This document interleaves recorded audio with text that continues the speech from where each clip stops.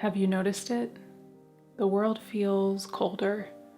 The things we touch, the places we live, even the food we eat, it's all changed. It's as if something sacred is slipping away, and most people don't even know it's happening. There's a silent war being waged, a war on beauty. For centuries, beauty was woven into the fabric of everyday life. The homes we built had handcrafted details. The clothes we wore were stitched with care. The food we ate was rich in color and flavor and tradition. Even our cities and landscapes reflected an attention to beauty that nourished the human soul. But as time has marched forward through the industrial age, the digital and mechanical age, we have slowly traded craftsmanship for convenience, art for automation, and depth for speed. Look around. Our buildings are soulless boxes of concrete and glass. Our food is processed and synthetic. Our furniture is all disposable. Even the music, the art, the way we dress have lost their richness, replaced by trends that come and go with the scroll of a screen. And I think it's affecting us deeply. We were created to interact with beauty through our senses, through the warmth of wood beneath our feet, the glow of candlelight at night, the taste of something home cooked, the scent of real flowers instead of artificial air fresheners. When beauty is stripped from our lives, something inside us withers. And I really do believe it's having an effect on us, both our mental health and our physical health. Have you felt it? That quiet longing for something more. This is why we must become people who notice, who seek out beauty, the little bit of beauty that is left, and we hold on to it. We nurture the art of noticing, becoming people who create spaces, no matter how small, that breathe life into our souls and the souls of those around us. With the lighting we choose and the meals we make, a window left open to let in the morning air. Because beauty is not just decoration you can buy from the store or go pick up from Hobby Lobby. It is nourishment of the soul. It is order in the midst of the chaos of this world. It is a reflection of something eternal. So don't miss what's still beautiful, and as you do your spring cleaning this year, don't let the world steal it from you.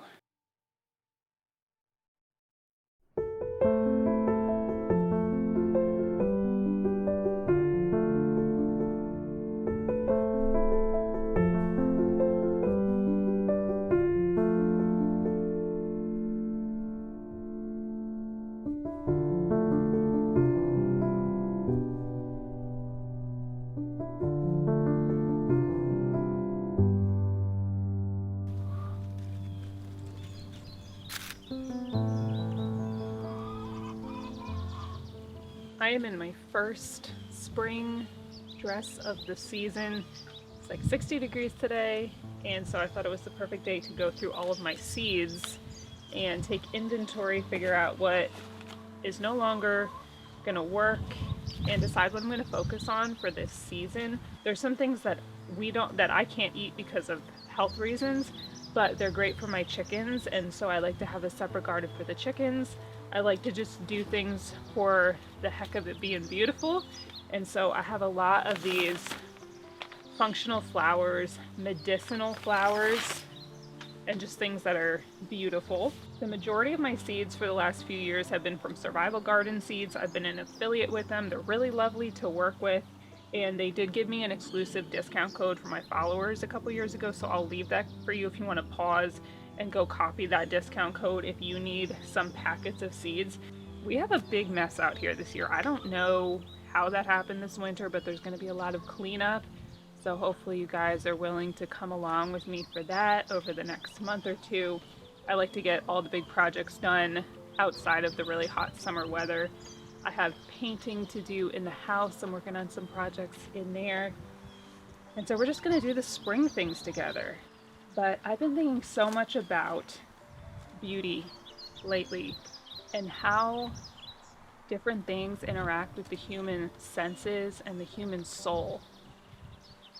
And this may be a little bit of going down the rabbit hole, but it almost feels intentional that so many things in our world today have gone from being such a creative part of the human experience and being beautiful and inspiring the senses to being cold and mechanical and ugly.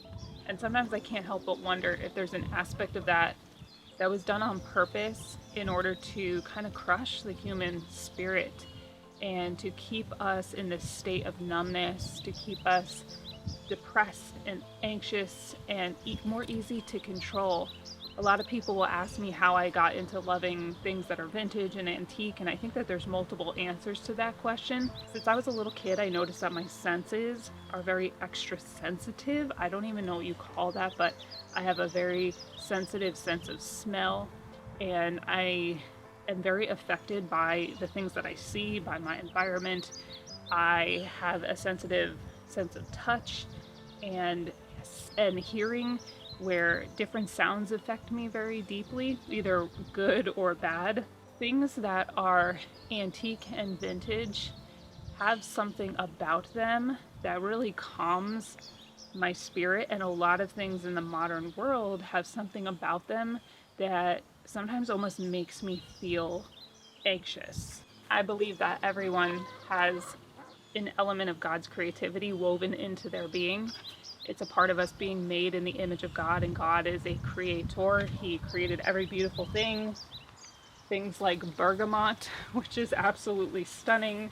I mean, these things that I am looking at right here, the little lines inside the flowers and the way the colors play off of each other, and the way that the bird's song affects our nervous system and it affects how the plants bloom, just it's all so unbelievably stunning, the way that it weaves into itself and what's happened over time as we've stopped working so much with our hands and expressing that element of that creativity, and things have become a lot more cookie cutter, from the music to the buildings that we live in, the way that we create things, we design things mechanically, the food that we eat and create. Women in the past versus now, there's a very big difference in how we present ourselves. The lack of beauty around us affects everybody, but I think it probably affects women in a very particular negative way.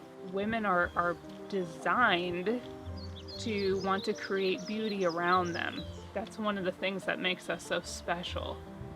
And when we are living in a world that does not value beauty or is even promoting things being ugly and cold and dead, I do think it has a profound effect on our minds and our hearts, just our souls, our whole being. So it's just something I'm thinking about as I'm going through the closet and I'm doing the spring cleaning and projects in the house and planning the garden and planning some of my work coming up, and just thinking about how the different elements of my little environment affect me and the people in my life, and then also how the world at large is affecting me, and what kind of little things I can do day by day to create my own little personal space. I may not be able to change everything in the world, but to be able to create a little bit of my own personal bubble that does value beauty. And beauty does not have to be expensive or break the bank, and we can still craft and shift our environment to be something that is a lot more healing. Let me know in the comments if you have a favorite flower, something that when you see it, it makes you come alive. As I've gotten into gardening, medicinals, and just planting flowers for fun, I did not realize how many unbelievable varieties there are of things. God is the ultimate artist, and I am just so blown away. But let me know what your favorite flower is, and don't forget that I do have a discount link in case you wanted to get any of these beautiful packages of seeds from Survival Garden.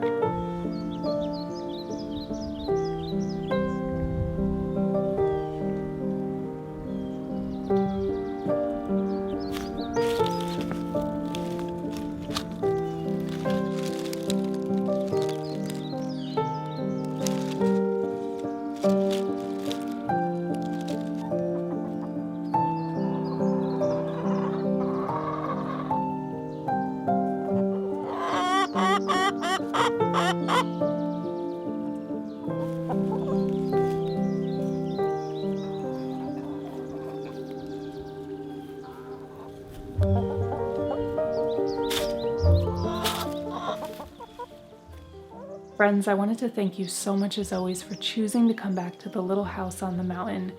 For more information, to see my blog or my programs or all of the links, just head to www.ourlittlehouseonthemountain.com and everything will be for you in the description box and pinned in the comments below. I appreciate all of you so very much, and Lord willing, I will see each and every one of you beautiful and precious souls right here on the next one. Bye, friends.